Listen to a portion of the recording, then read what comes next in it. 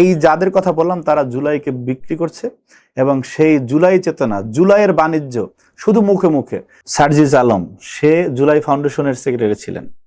অত্যন্ত দুঃখজনক হলো সত্য, জুলাইয়ের সেই আহত ব্যক্তিরা যারা দেশের জন্য আহত হয়েছে, তাদের চিকিৎসা যখন চলে, তাদের অনেকের শরীরে দেখা গেছে যে একটা সেলাই করেছে, সে রক্ত কাঁচা রয়েছে, সে অবস্থায় সার্জিস আলম নিজের কেরিয়ারকে সমৃদ্ধ করার জন্য সেই জুলাই ফাউন্ডেশনের দায়িত্ব ছেড়ে দিয়েছিলেন। যারা এদের রক্তের বিনিময়ে এই স্থানগুলি পেল, তারা জুলাইয়ের এই যারা আহত এবং শাহাদাত বরণ করেছে তাদের পাশে দাঁড়াতে সম্পূর্ণরূপে ব্যর্থ হয়েছে। আন্দোলনের সময় যে প্রত্যাশাগুলো ছিল, জবাবদিহিতামূলক রাষ্ট্র, সাংস্কৃতিক পরিবর্তন, ধরেন রাজনৈতিক যে সাংস্কৃতিক পরিবর্তনটার কথা বলতে চাচ্ছি আমি, এছাড়া যে সুশাসন বা ন্যায় বিচার, এই প্রত্যাশাগুলো এই 2 বছরে কতটুকু বাস্তবায়ন হয়েছে বলে আপনি মনে করছেন? দেখুন, 2 বছরে 2টা টেনিউর, 2টা সরকার এখানে আছে। আপনার ইন্টারিম সরকার ছিল, এই সরকারের পথ চলায় মাত্র কয়েক মাস শুরু হলো। আপনি অন্তর্বর্তীকালীন সরকারের যে সময়টা, সেটার মূল্যায়ন এবং এই গণতান্ত্রিক সরকার এবং জনগণের ভোটে নির্বাচিত যে সরকার, সেটির মূল্যায়ন আমি আলাদাভাবে করতে চাই। আপনি একটি ভঙ্গুর অবস্থা থেকে, আপনার একটি গণঅভ্যুত্থান পরবর্তী অবস্থা থেকে ডক্টর ইউনূসের সরকার আপনার দায়িত্ব নেওয়ার পরে মানুষের যে আকাঙ্ক্ষা, সেটি পূরণের জন্য তারা চেষ্টা করেছেন। কিছু প্রশ্ন ছিল, কারণ অনেক কিছু হয়তো বা তারও নিয়ন্ত্রণে ছিল না। কারণ গণঅভ্যুত্থানের স্টেক হোল্ডার বলেন বা সমন্বয়ক বলেন বা সামনের সারিতে থাকা যোদ্ধা বলেন, এই সমস্ত নামে কিছু অনিয়ম হয়েছে যেটি মানুষের গণাকাঙ্ক্ষার বিপরীতে ছিল। এবং হাসিনা তো গিয়েছে, কিন্তু অনেক কিছু ধ্বংস করে গিয়েছে। বাংলাদেশের যে সাংবিধানিক প্রতিষ্ঠানগুলো, আপনি প্রত্যেকটা জায়গায় যে আপনার পচন ধরে গিয়েছিল, সেই জায়গা থেকে আপনি ওভারনাইট একটা জাতিকে একেবারে সব ঠিক করে ফেলবেন, সেটা ভাবাও আসলে ঠিক না। এবং মানুষের যে প্রত্যাশা ছিল যে আপনি 14, 18 এবং 24-এ 3টি নির্বাচনে মানুষ ভোট দিতে পারে না, সেই একটি জনগণের ভোটে নির্বাচিত সরকারের আকাঙ্ক্ষায় মানুষ ছিল এবং সেই আকাঙ্ক্ষার প্রতিফলন ঘটেছে। এবং আপনি যদি একটি সরকারের সাফল্য ব্যর্থতা সরকার প্রধানকে কেন্দ্র করে আবর্তিত হয়, যেমন আমরা যদি বলি যে যখন আপনারাও উপস্থাপন করেন তখন বলেন যে তারেক রহমানের সরকার, বা আমরা বিদেশের কোনো রাষ্ট্রকে নিয়ে যখন বলি যে অমুকের নেতৃত্বাধীন সরকার, তো সেই যাকে নিয়ে কথাটা বলা হয় যে তারেক রহমানের সরকার, সেই তারেক রহমান 12ই ফেব্রুয়ারি নির্বাচনে তার নেতৃত্বাধীন দল ক্ষমতা আসার পরে তার যে আচরণ, তার যে পথ চলা, তার যে দৈনন্দিন যে কর্মসূচি, সেই বিষয়ে বাংলাদেশের সকল মানুষ, মানে একেবারে কঠোর ফ্যাসিস্ট ছাড়া বাংলাদেশের সকল মানুষ প্রচন্ড রকম আশাবাদী এবং মানুষ বিশ্বাস করে যে তার মাধ্যমে যে ইতিবাচক পরিবর্তন, সেটি সূচনা হয়েছে। এবং আমরা যদি তাকে সেই সহযোগিতাটা করতে পারি, কারণ হচ্ছে কি, একজন সরকার প্রধান কোনোভাবে ইচ্ছা করলে একক চেষ্টায় একটা কাঠামোগত পরিবর্তন আনতে পারে না। সেজন্য তার যে ফাংশনাল বিষয়গুলি রয়েছে, যেমন যে ইনস্টিটিউশনগুলি রয়েছে, আপনি আছেন, আমি আছি, আমরা প্রত্যেকে যে পেশায় আছি, আমাদের স্ব জায়গা থেকে তার এই মহতি কাজে সহযোগিতা করতে হবে। আমরা যদি মনে করি যে আমি মনে করেন রাস্তা হাঁটতেছি, আমি একটা কলা খেয়ে ফেলে দিলাম, এটা তারেক রহমানের সরকার, সে বুঝবে, ঠিক আছে। কেউ যদি মনে করে যে যারা ধূমপান করে যে সিগারেটটা টান দিয়ে ফেলে দিল, ওইটা সরকার দেখবে। সরকার তো ভাই মানে এটা তো একটা আপেক্ষিক বিষয়। আপনি, আমি, আমরাই তো সরকার।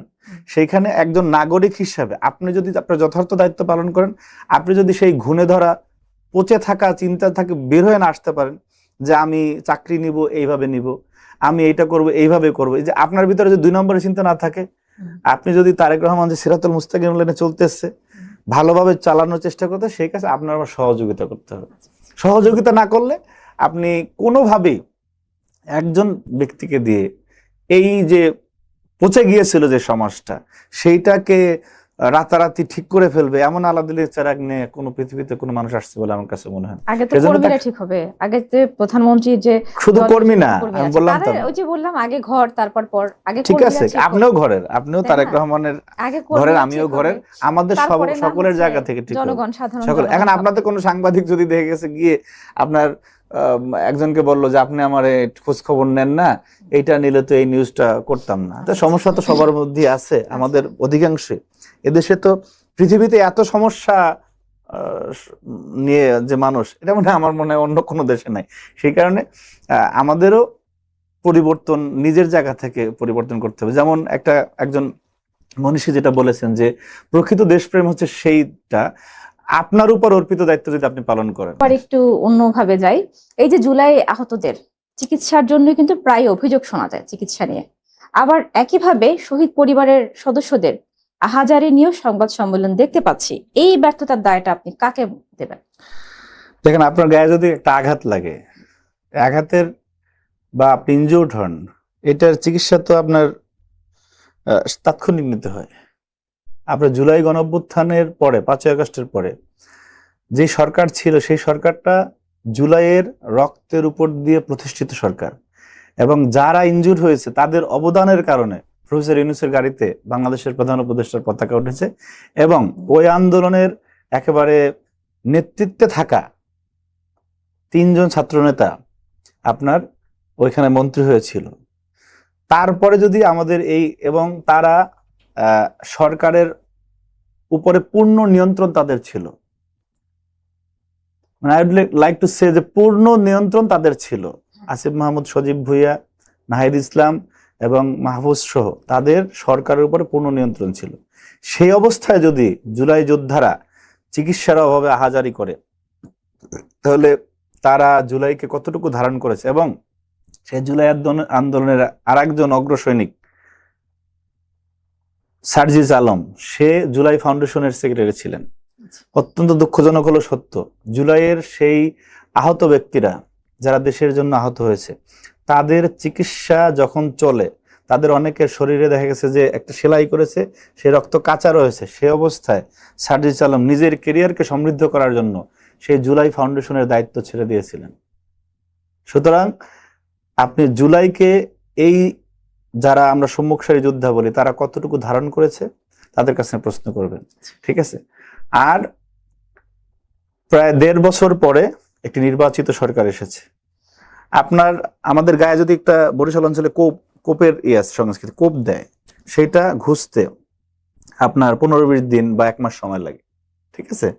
ভেঙে গেলে মানুষের হিউম্যান বডির যে বিষয়টা, সেইখানে চিকিৎসা হওয়ার একটা যে এতটুকু সময়ের ভিতরে এটা হয়, একটা সায়েন্স আছে না, মেডিকেল সায়েন্স, ঠিক আছে? আজকে 2 বছর অতিক্রম হয়ে গিয়েছে। আপনি প্রায় 1.5-2 বছর তারা সরকারে ছিল, যারা ওনাদের কারণেই ফ্ল্যাগ পেয়েছে, যারা আঙ্গুল ফুলে কলা গাছ হয়ে গেছে, যারা এই আঙ্গুল ফুলে কলা গাছ হয়ে ধরাকে সরা জ্ঞান করে বাংলাদেশের সকল শ্রেণী পেশার মানুষ, আপনার শিক্ষক, বুদ্ধিজীবী, রাজনৈতিক ব্যক্তিত্ব, যাদের 40-50 বছরের ক্যারিয়ার রয়েছে, তাদের সাথে অধ্যত্বপূর্ণ বেয়াদবির আচরণ এগুলি সবই শিখেছে। কিন্তু জুলাইয়ের যে আহত ব্যক্তিরা, যারা শাহাদাত বরণ করেছে, তাদের পাশে দাঁড়ানো শেখে না। এই হচ্ছে তাদের জুলাই চেতনা, ঠিক আছে? তো এবং সেই জুলাই ফাউন্ডেশনে যে সার্জিস আলম চলে গেছে, সেইখানে আর্থিক বিষয়ে অনেক প্রশ্ন রয়ে গিয়েছে। সুতরাং যারা গ্রামে একটা কথা বলে যে যাকে যে ভূত ছাড়াবো তারা যদি ভূতে পায়, তা আপনি কি করবেন?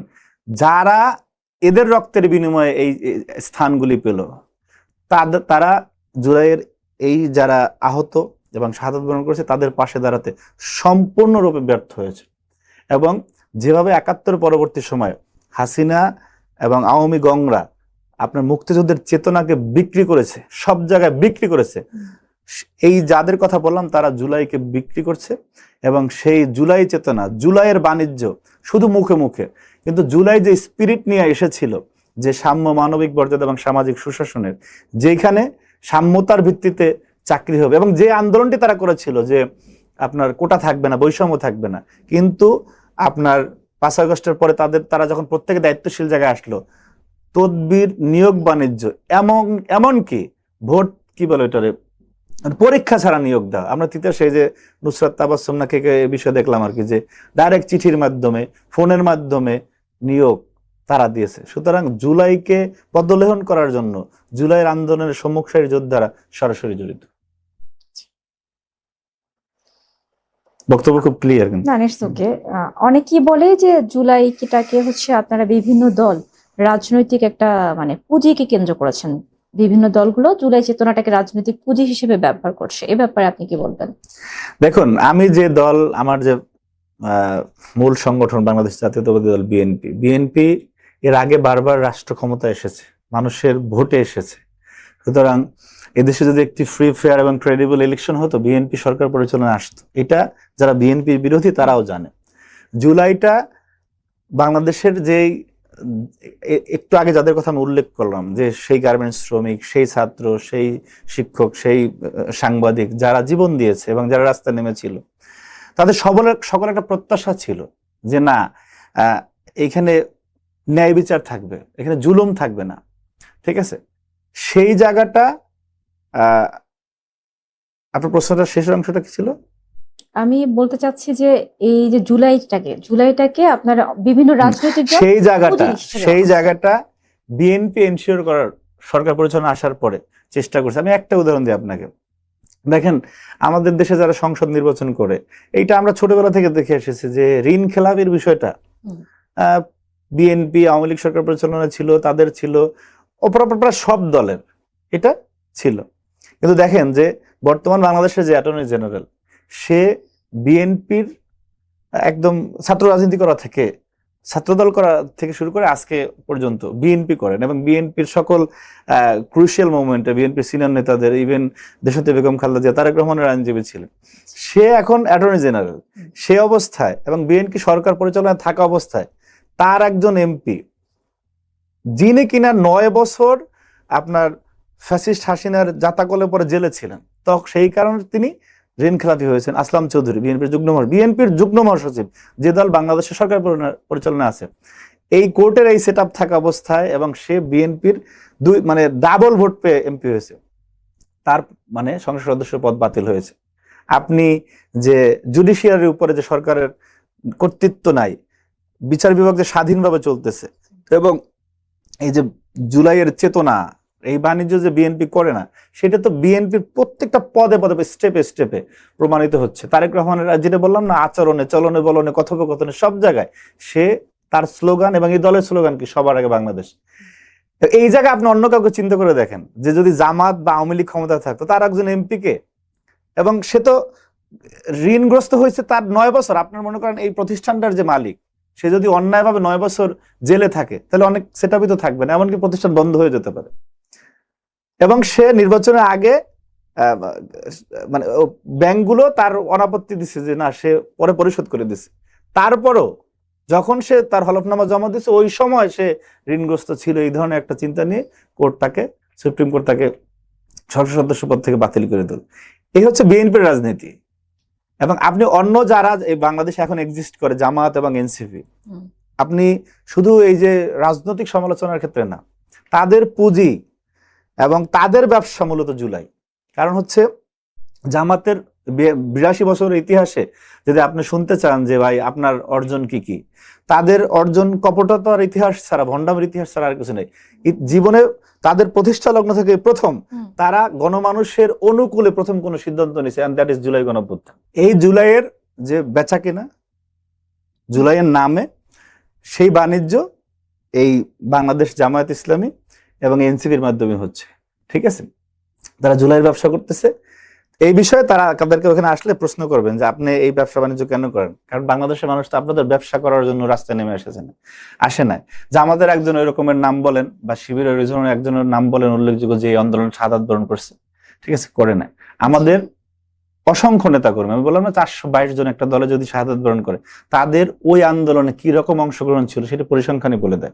11,500-এর মতো নেতা, 11,500 মতো নেতা কর্মী ওই জুলাই গণঅভ্যুত্থানে বিএনপির গ্রেপ্তার হয়েছে। বিএনপির একদম সিনিয়র নেতারা থেকে শুরু করে কর্মী পর্যন্ত। আমাদের ওই আন্দোলনে আপনার কাউন্টার টেররিজম, ডিবি রিমান্ডে, প্রত্যেকটা জায়গায় বাংলাদেশে হাজার, মানে 11,000 সংখ্যাটা ছোট না, অনেক বড় সংখ্যা। পক্ষান্তরে অন্য দলের কয়জন ছিল? তার মানে কি সরকার মনে করছে যে এই আন্দোলনের সবচেয়ে বড় থ্রেট কারা, কাদের দ্বারা আন্দোলন পরিচালিত হচ্ছে, কারা ব্যাকগ্রাউন্ড আছে, সবকিছু হাসিনার ইন্টেলিজেন্স জানতো। কিন্তু যখন গণমানুষের সবাই রাস্তায় নেমে গেছে, যেটা গণ আন্দোলন যেরকম হয়, গণ অভ্যুত্থান যেরকম হয়, আপনি এখান থেকে কয়েক পা দূরে ফার্ম ভিউ মার্কেটের সামনে মোশাররফ করিমরা সবাই রাস্তায় নেমে এসেছিল, শিল্পীরা। মোশাররফ করিম কি কোনদিন বিশেষ ক্যাডার হওয়ার জন্য চেষ্টা করছে বা হওয়ার জুলাই গণ অভ্যুত্থান পরবর্তী চাওয়া ছিল?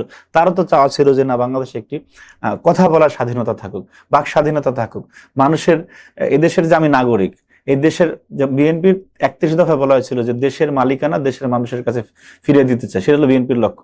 তো এই জমিন, এই সমাজ, এই রাষ্ট্র, এটা তো আপনারা আমাদের সকলের। কোন দানবীয় শক্তি যদি মনে করেন ক্ষমতা গ্রহণ করে বলে যে না, এখানে আমি ছাড়া আর কেউ কোন কথা বলতে পারবে না, সেই প্রথা ভেঙে দেওয়ার জন্য মানুষ রাস্তায় নেমেছিল।